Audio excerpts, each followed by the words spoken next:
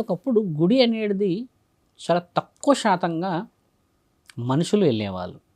మనుషులు. ఇప్పుడు ఏమైందంటే అమ్మ గుడిలో దేవుడున్నాడు, గుడిలో పవిత్రత ఉన్నది. కొబ్బరికాయలు, పూలు, ధూపాలు, దీపాలు, నైవేద్యాలు అన్నీ పెడుతున్నాం. కానీ గుడిలో లేనిదల్లా ఏం తెలుసా అమ్మ?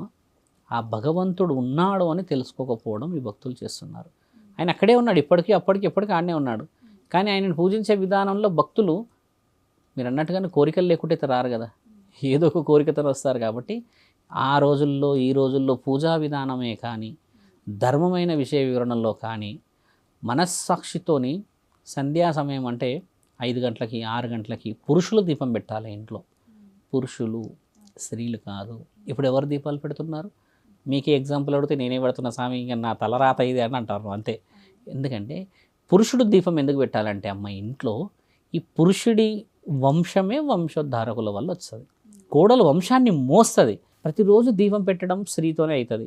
ఎందుకంటే పురుషులు పనిలోకి వెళ్తున్నారు, ఈ కాలం అనుకూలంగా లేదు కాబట్టి. అంటే డబ్బుల కోసమే జీవితం కదమ్మా.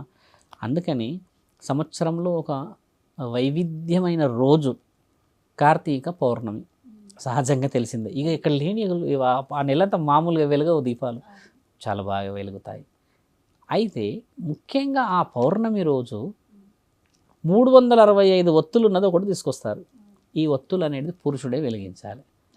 సంవత్సరం అంతా చేయలేని పరిస్థితి, కనీసం ఆ రోజన్నా వెలిగించండి అంటారు.